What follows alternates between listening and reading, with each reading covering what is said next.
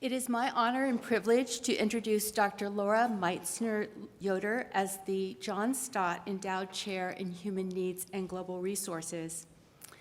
As I was preparing these remarks, I found myself in the same quandary as I do at the end of each academic year when asked to highlight one or at most two publications of each of my faculty. She is such a prolific scholar who each year publishes multiple peer-reviewed articles and book chapters that selecting only one or two of the most important is frankly difficult because they all make significant contributions to both the secular and the Christian academies. This afternoon I have the same challenge. How do I talk about this extraordinary scholar, leader, teacher, mentor, and follower of Christ who embodies the very goals and purposes of the John Stott Endowed Chair and not take the entire time set aside for her lecture, because there is simply so much to share. Dr. Yoder joined the Wheaton College faculty in 2013 as the director of the Human Needs and Global Resources program and professor of environmental studies. She received her bachelor's degree in biology from Messiah College, a master's of professional studies in agriculture from Cornell University, and a PhD in social ecology, forestry, and environmental studies from Yale University. She also completed a postdoctoral fellowship in Southeast Asian studies at the Australian National University. She is considered one of the world's experts on the country of East Timor and is frequently asked to serve on dissertation committees at universities such as Cornell, University of Melbourne, and the Australian National University. After the devastating tsunami in Banda Aceh, Indonesia, she was seconded by the Mennonite Central Committee to the Syria Kuala University to train a new generation of social science researchers after so many faculty members had lost their lives during this disaster.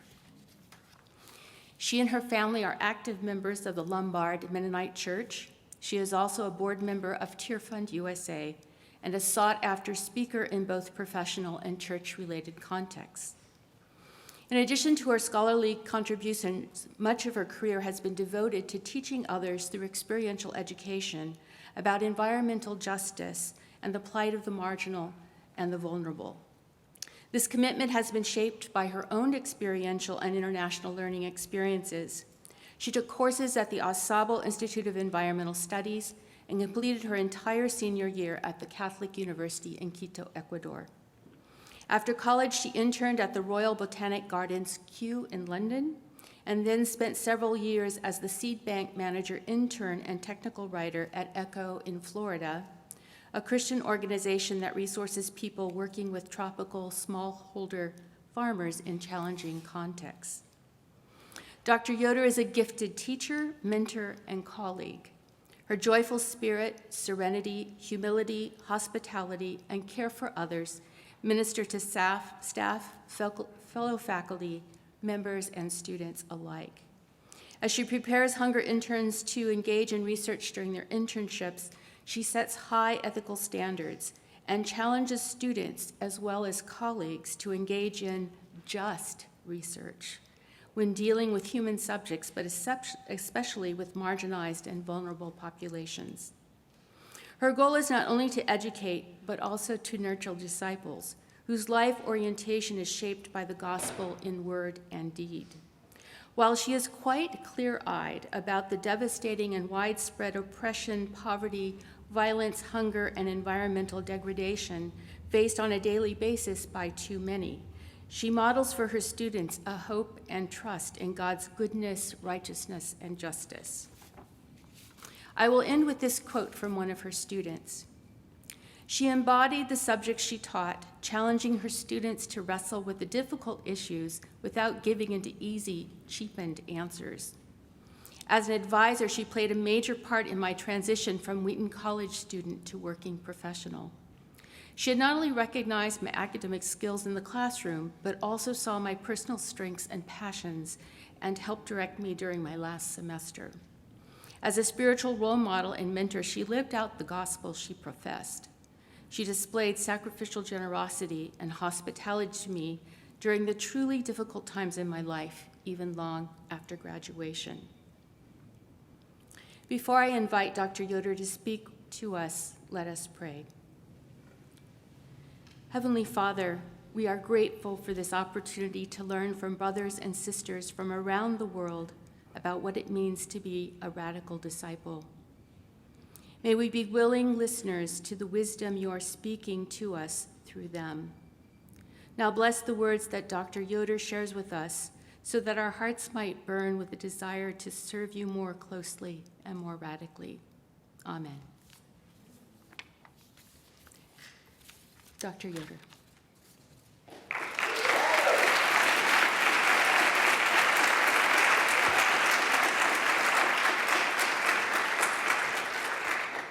Good afternoon. It's nice to have so many friends from so many spheres of life here. Thank you for coming. And a special thanks to those who have accompanied me in preparation for this day. John Stott is part of why I'm here today, not just giving this lecture, of course, but following a life path of learning from the global church. At 16, I moved to Northwest London to attend a local school with students from dozens of countries. My host parents, Mary and Dennis Bambury, were long-standing members of All Souls Langham Place, where John Stott was then rector emeritus and served most of his life. So All Souls became my home church in London during the years of my periodic study and work there. At All Souls, week after week, I was amazed by the open-armed way this church drew people from all over the world, welcoming visitors whose many languages and Sunday dress and varied perspectives made me aware of being part of the diverse global church. Sometimes we had to leave quite early for church because, as Mary would sigh, because John Stott is preaching today, all the Americans will be there, taking up our usual front row left balcony seats. The Bamburys led one of All Souls beginners groups, where people in their early Christian faith journeys would gather for discussion and Bible study. We met on Thursday and Friday evenings in the basement of number 12 Weymouth Street, the rectory which was John Stott's home. From time to time, toward the end of our evening, he came downstairs, chatting with us as he carried his laundry basket into the kitchen, which we also used. As a mid-teen, I did not fully appreciate what this simple interaction said about John Stott's character. But now, serving in this chair that carries his name, I am so very grateful for my lasting impression of him as one of friendly fellowship, of humble, ordinary acts, and of showing hospitality to strangers. A central question we'll address here is simple. How do we see and recognize the effects of our impacts on God's world? We'll look at several dimensions together. Around this question, let's examine 3 examples and 1 seedling linked to my discipline of political ecology, which studies the political dimensions of human-nature interactions. Political ecologists bridge natural and social sciences to study why we believe and act as we do with regard to our environment. The 3 examples include insights from colonial environmental history, reflections on water and insularity in an isolated corner of Timor-Leste, and understanding John Stott's own midlife process of coming to identify environmental concerns as integral to Christian discipleship. The remaining seedling gives a glimpse of an exciting ongoing project with Integral Mission Partners worldwide. First stop on our central question, how do we see and recognize our environmental impact? Takes us to colonial environmental history. This relates to one of my favorite long-standing research arenas, colonial land and forest law in Southeast Asia, which continues to shape modern law and resource access across the entire region.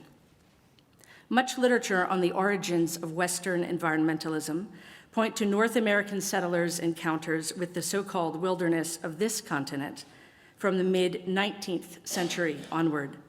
But environmental historian Richard Grove points to European colonial scientists' experiences in tropical outposts from the early 17th century as critical antecedents that prompted growth of global ecological awareness and governance. As background, the early years of European imperial exploits were based around extraction of wild forest and mineral resources worldwide for the benefit of the European metropole. With the rise of science in the 17th century, the incipient European colonizers deployed scientists to sparsely populated tropical islands, outposts, to classify and to assess flora, fauna, and minerals for commercial potential. At that time, travel reports show that Europeans considered the tropical world to possess illimitable resources. Seeing lush vegetation and towering rainforests that grew without much seasonal pause, and so many unfamiliar plants and animals, the colonizers believed that resources, seemingly free for their taking, were inexhaustible on these oceanic island Edens. This notion took a long time to dispel and was first questioned empirically on island colonies, including St. Vincent, Tahiti, Tobago, St. Helena, and Mauritius. In the 18th century, these islands became experimental laboratories, undertaking colonial plantation and forestry enterprises that presumed no bounds. The scientists observed that localized impacts of their economic activities. On these islands, as elsewhere, capital-intensive plantation agriculture, such as for cotton, based on slave labor, promoted very rapid environmental change in deforestation and subsequent soil erosion, flooding, gullying, and the drying up of streams and rivers. Gradually, their experiences and systematic up-close observation of biophysical changes in the island landscapes transformed their perspectives. Prior conceptualizations gave way to an acute awareness of the ecological impact of human activities, including fragility, exhaustibility, and the human potential to cause resource degradation.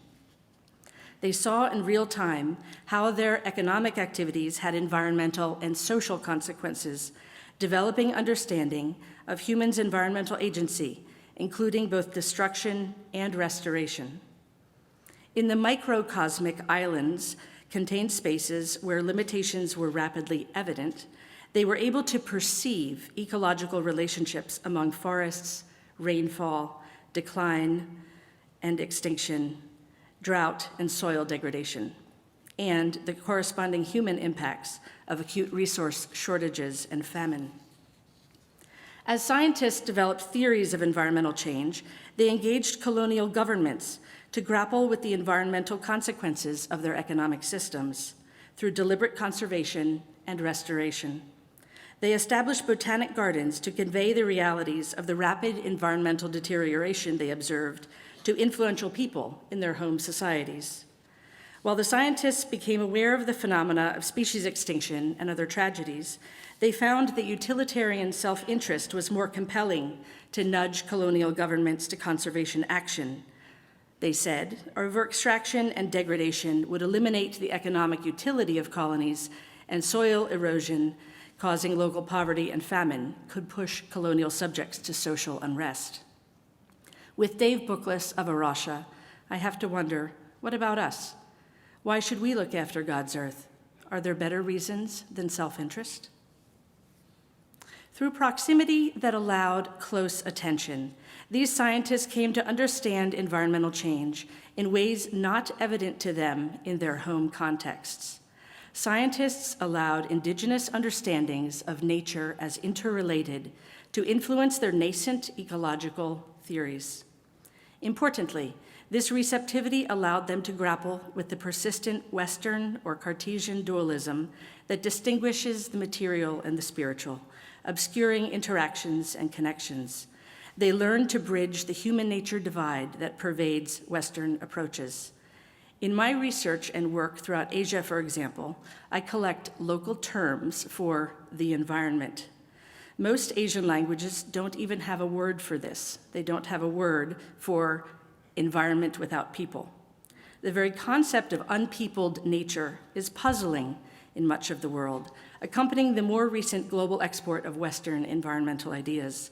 Many societies just resort to using English environment, or they invent a new local language phrase for that novel concept. So in addition to looking south, as we've been admonished earlier, let's also look east. Note, dualism comes up again in relation to John Stott, so hold this in mind, and body, I suppose. Some lessons here. In the 17th or in the 21st century, we can be slow to see and to recognize the effects of our actions. Being proximate and unhurried helps us to see and recognize and perceive change. This may be closeness to people, to texts, to landscapes. As Katongole and Rice challenge us on God's journey of cosmic reconciliation, we have to unlearn three things: speed, distance, and innocence. As 43 years of our interns can attest, deliberate attentiveness and receptivity to learning in and from the unfamiliar eventually affects what one sees at home, too. Our second example comes from another tropical island, Timor, in Southeast Asia, just north of Australia. So, of course, we must discuss my favorite place there, Akusi. Akusi is an enclave district of the small nation of East Timor, or Timor-Leste, where I originally conducted doctoral work, and which quite unexpectedly became my primary research site again for the past 6 years. But first, I will answer the question I am sure you are all wondering, my most commonly asked first question: why is Akusi an enclave? Well, back in the heyday of Portuguese exploration 500 years ago, 500 years, that's a long time. Around 1515, among the first Portuguese to land on Timor were Dominican friars who arrived to a coastal village in Akusi. A couple hundred years later, Akusi became the Portuguese colonial capital of Timor Island. As Portuguese power waned and the growing Dutch prominence spread eastward across Timor 3 centuries ago, the Portuguese fled to the eastern half of the island, and the western part of Timor, except Akusi, joined the Dutch domain that eventually became Indonesia after the Second World War.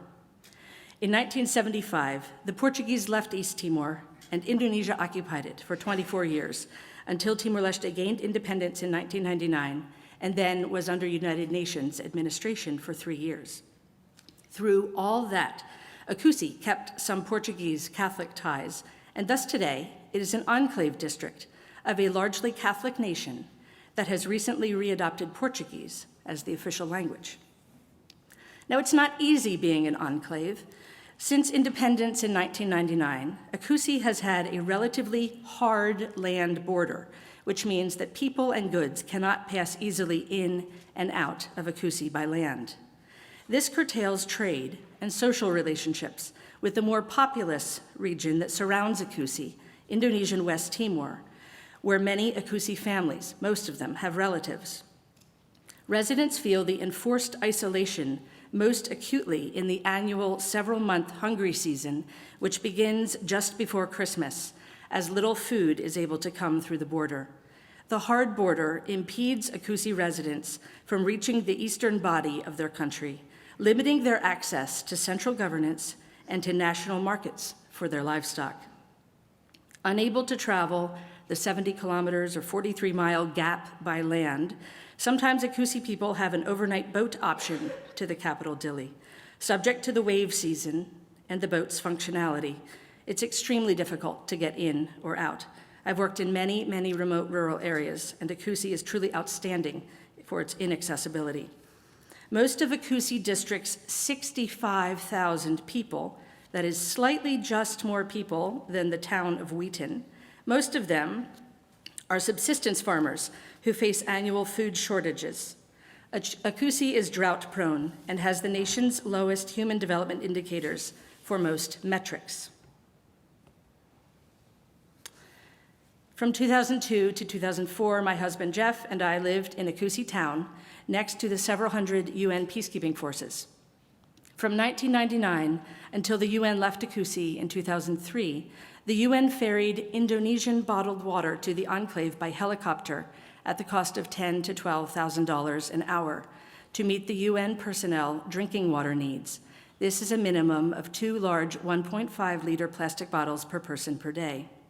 With no recycling facilities on Timor, what bottles were not burnt created a substantial volume of plastic waste, some of which was eventually flown again by helicopter from Timor to Australia for recycling, adding greatly to the carbon pollution cost of this bottled water.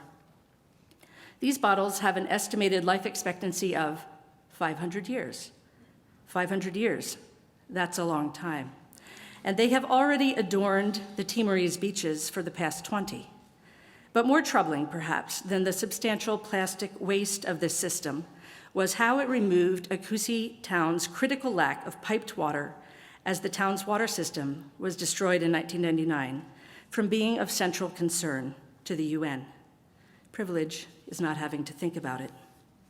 I'm reminded how several regions of India banned bottled water so that visiting officials would be forced to become aware of the water shortages that residents face every day. A small fraction of the cost spent flying water and then flying empty bottles among 3 countries could have provided UN personnel and local residents and future inhabitants of Akusi with a critical and basic human need. This was a tragically missed opportunity to support the common good, Bishop Zach. Municipal piped water still remains inadequate in Akusi today, as we'll see in a moment. And by the way, if you do want to learn more about single-use plastics, please check out the Rubbish Campaign of Tear Fund in the UK, in which churches and others seek to hold producers accountable for their plastic packaging, which ends up in God's oceans with their branding intact. Just before starting at Wheaton in 2013, I happened to be present visiting Akusi, and I happened to attend a very large public meeting in which the National Prime Minister was on tour from the capital. He declared in that meeting, to everyone's great surprise, that the enclave, Akusi, with its 65,000 residents, would be henceforth a special economic zone, unveiling a coastal development plan with a price tag of $4.11 billion US dollars. The first third of that sum was to be self-funded by the Timorese government out of recently available petroleum revenues from an undersea oil field shared with Australia. The goal was to provide basic infrastructure, that is, water, electricity, and roads, to a small area, a few square kilometers, of Akusi's coastal capital town to attract foreign investment to the enclave and to generate income for the nation. International consultants drafted development plans. The government selected and promoted one plan, which they widely publicized on posters dotting the seafront around Akusi's capital town, as you see here. Its contents surprised most Akusi residents, including those whose neighborhood was shown to house an industrial plant right on their coral reef. The plan also featured 2 coastal resorts, with the larger Paradise Beach Resort, you see here in the center, adjacent to Akusi's Central River, featuring a luxury hotel, a water park, and a 27-hole golf course. The smaller resort has an 18-hole golf course. These are land uses requiring significant water supply. This planned resort next to the river was overlaid on one of the just 2 major reliable rice-producing areas of the district. Rice paddy fields owned by individual families, you see here, they're visible around the overlaid edges of the planned resort.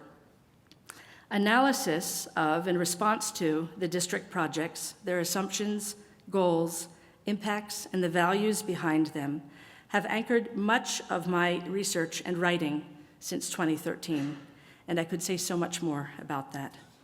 Much of the capital-intensive infrastructure, but not the resorts, has already been built. And recently, a comprehensive World Bank study of this development plan deemed it not feasible. The consultants attempted to reach Akusi by land, and there is a detailed section of the report chronicling their frustrated journey. And Akusi town still does not have reliably running water.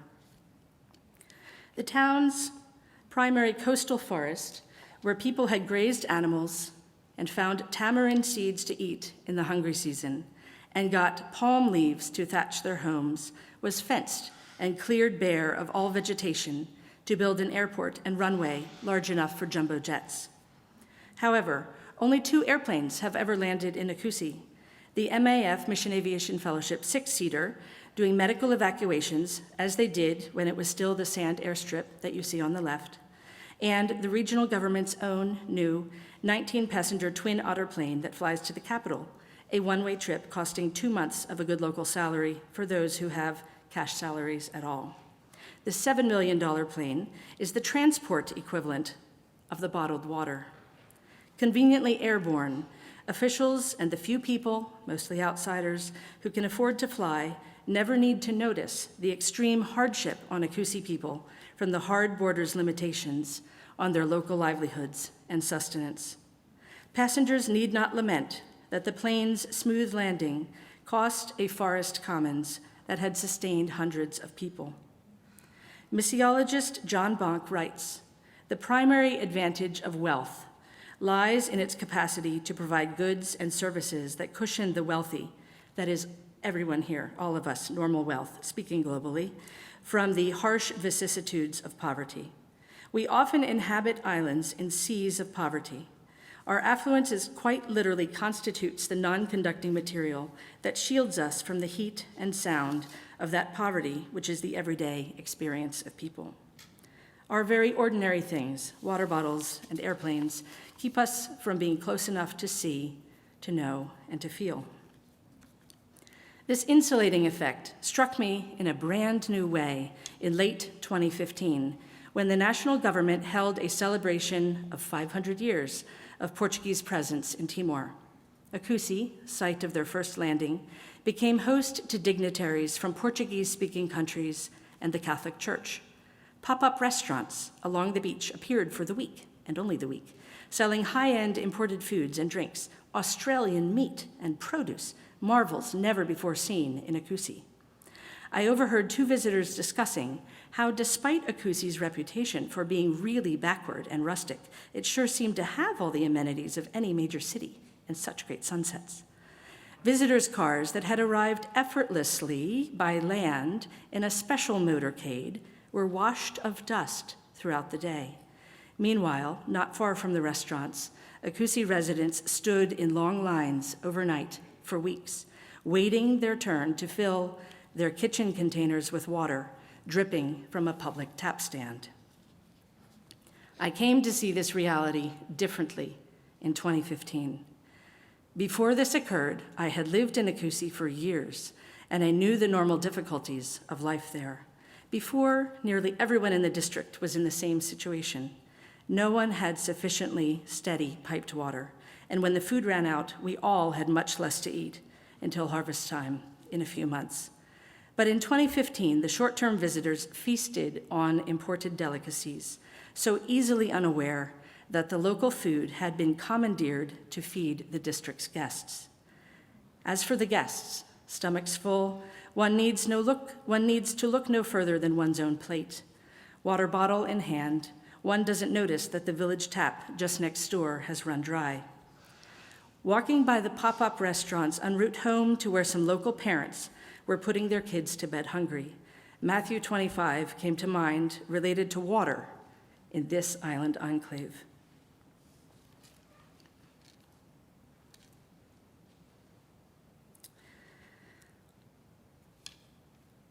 Sorry. When did we see your beaches ankle deep in our water bottles, and you wading through them to wash your dishes in the ocean because no water runs at home? When did we see your river diverted to create playgrounds for foreigners built on top of your only rice field? When did we see you standing in line overnight for water? These questions are claims that we have not seen, blindness caused by distance or by being unaffected.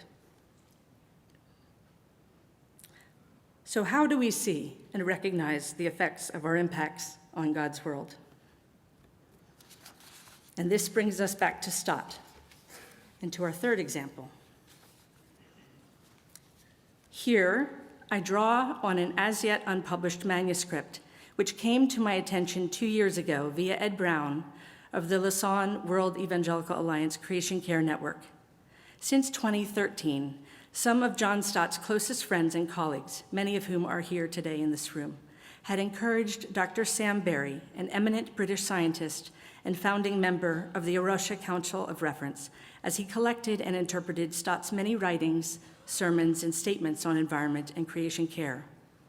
At Sam Berry's passing, he left a nearly completed 95,000-word manuscript.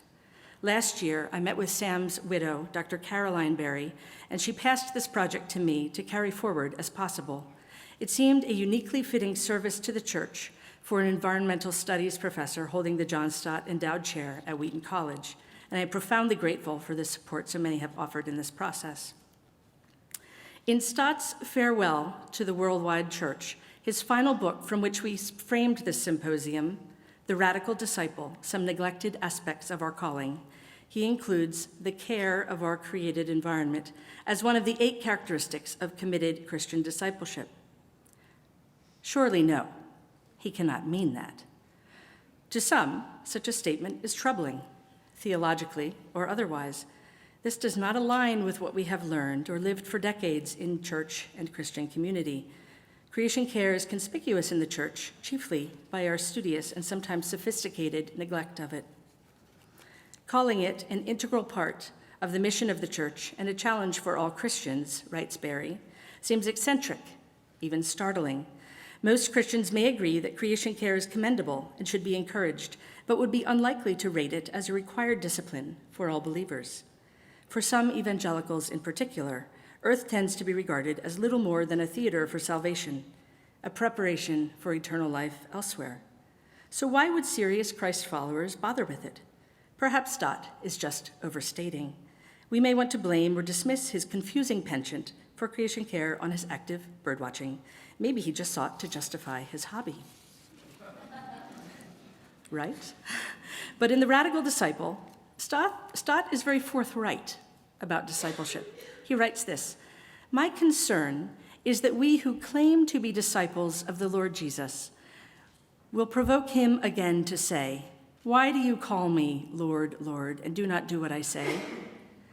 Our common way of avoiding radical discipleship is to be selective, choosing those areas in which commitment suits us and staying away from those areas in which it will be costly.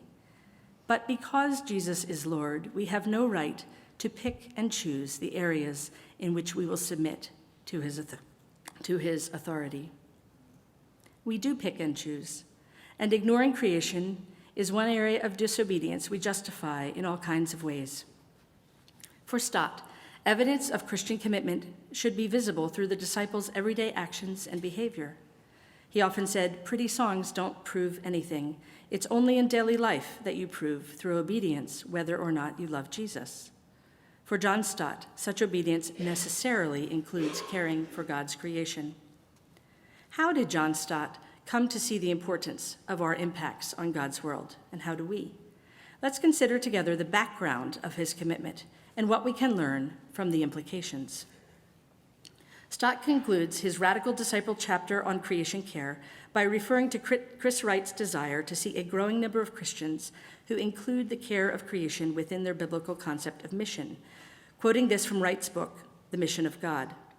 It seems quite inexplicable to me that there are some Christians who claim to love and worship God, to be disciples of Jesus, and yet have no concern for the earth that bears his stamp of ownership. They do not care about the abuse of the earth, and indeed, by their wasteful and overconsumptive lifestyles, they collude in it. Stott continues, "God intends our care of the creation to reflect our love for the Creator, and this is why it matters." Not surprising is Stott's firm focus on the need for theological commitment. Berry writes, his approach is unapologetically biblical. It begins with creation involving the nature of humankind in God's image, continues with human disobedience, and concludes with God's restoring work in repairing the broken relationships we have with God, each other, and the creation itself. We may see the world as ours. Psalm 24 reminds us that it is not. Unlike our Creator God, we rush through 5 days of goodness, failing to marvel at stars, water, plants, fish, birds, declared good apart from their usefulness to us. We can be so self-centered and impatient, racing past the rest of God's world in the headlong rush to feature ourselves. We do not only fail to appreciate, we are active extinguishers of our God's good creativity.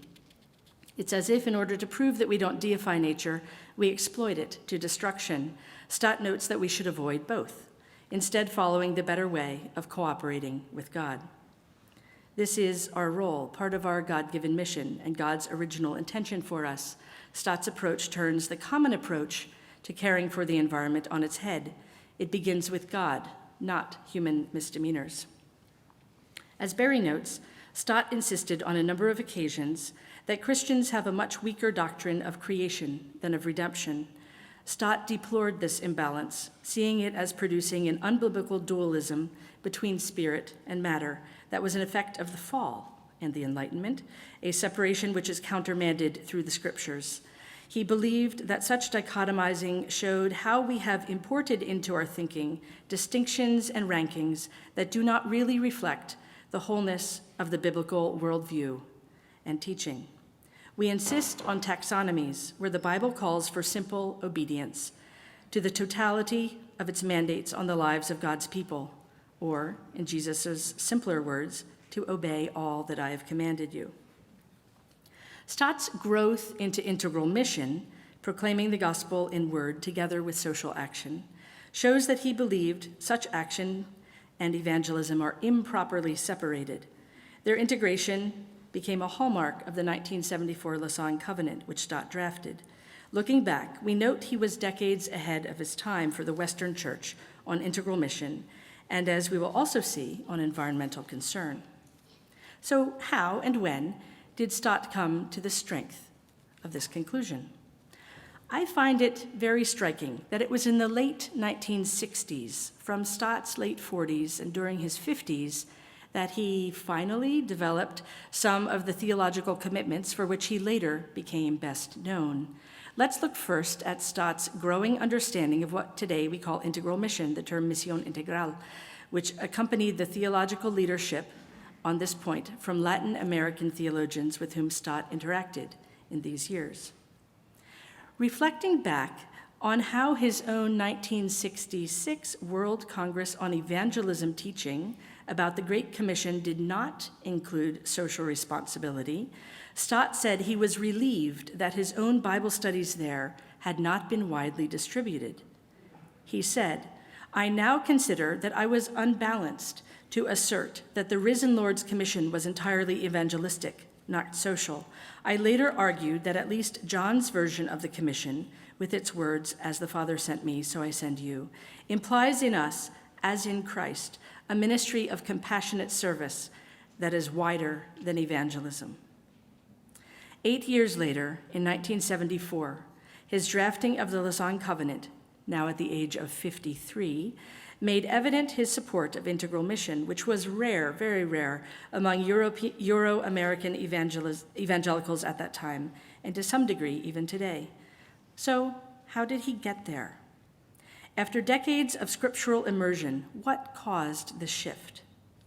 In a 1989 interview, age 68, Stott described the reasons for his change of mind, saying it all came about gradually, and I don't think it was through anybody's particular influence, but through my own reflection on the New Testament. I came to see that this view was very narrow and unbiblical. In the early 1960s, I began to travel in the Third World, and I saw poverty in Latin America, Africa, and Asia as I had not seen it before. It became clear to me that it was utterly impossible to take that old view. Since then, I have come to a much more holistic position.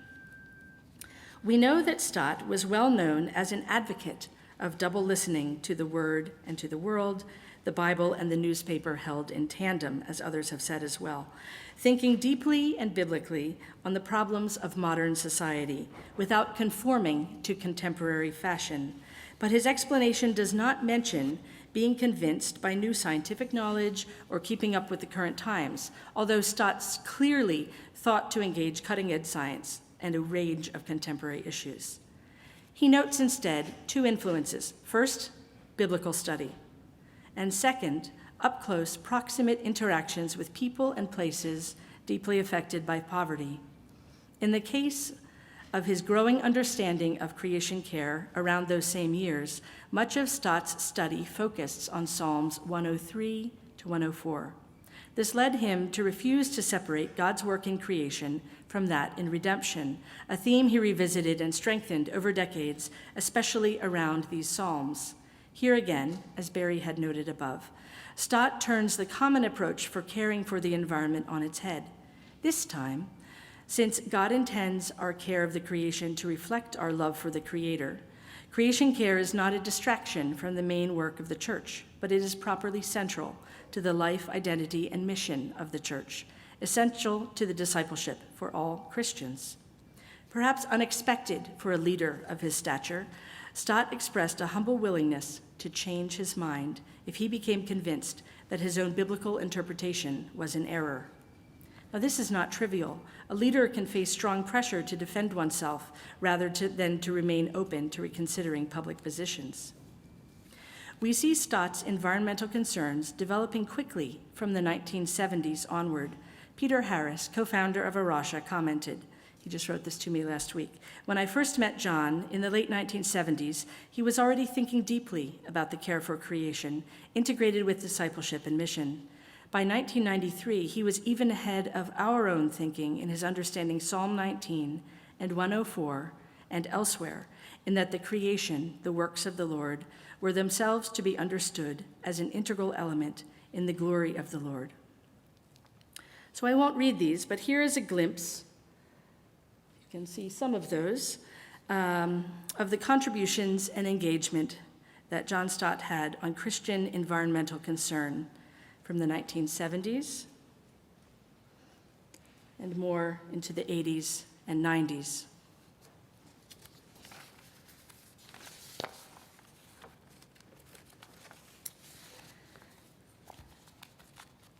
Recognizing this, the array of John Stott's commitments makes sense.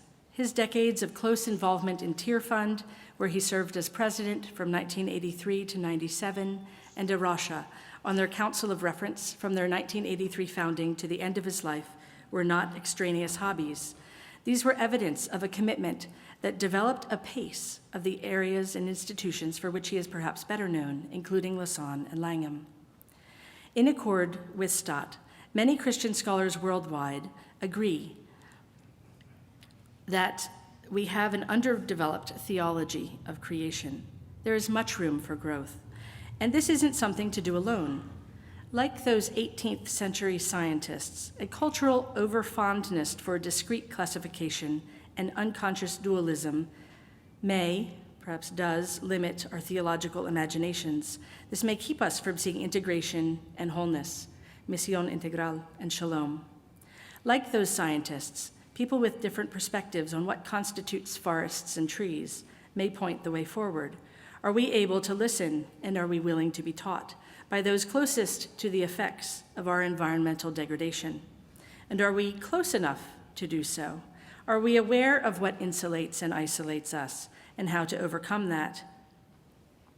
Our Creator God became proximate to us and so demonstrated sacrificial love. Ecology reminds us that our lives are bound up with one another's. We can no longer plead ignorance to how high consumption lifestyles harm God's world and our neighbors. Political ecology reminds us that there are those who can afford to ignore that and those who cannot. Those of us who can literally afford to ignore degradation of land and water, extreme floods, and new realities of forests and oceans are not able to see or know the impacts on people who live with their backs against the wall. I'll conclude with one seedling. This is a germ of something I hope will take firmer root and grow. So 3 years ago, when meeting with our then new Provost Diddams, she asked me something like what boundless vision I would have for our community. It's quite a first question upon meeting someone. I replied that how we care for God's world would bear witness to following Christ in loving God and neighbor. And, this is the part that surprised even myself, that this change would come about from our humble willingness to be led and discipled in this area by churches and leaders in the majority world. And I am so grateful for her expansive question. I needed to interweave more earnestly some familiar threads to make one cloth. One is environmental concerns, especially where the slow violence of exclusion and greed lead to resource degradation, eroding life and livelihoods of vulnerable people in places like Ecology. Another is a commitment to learning from people who are directly affected by a given situation, local experts, authoritative on their own reality. And a third, how interpretation and behavior regarding texts and circumstances are influenced by our experience, culture, and social location. Here's what happened. Following this conversation, I was looking for majority world authors on Christian environmental responsibility and creation care for one of our classes, and I was coming up almost empty. I asked the 20 or so scholar practitioner colleagues worldwide whom I thought might have such a compilation. There were a few short lists. Jean Green's list, of course. Arasha had something, Ensemble had something, Yale University had something. But many of them didn't have very much either, and they were also seeking a similar resource list. So in 2017, we spent a month, and through our marvelous library, we found over 300 resources, journal articles, book chapters, etc. Now, there's a small cluster of people committed to this, and we're developing a process to review and tag the resources. Infomit and Micah Global, Tear Fund, Arasha, and others have been involved in developing this list to make it available.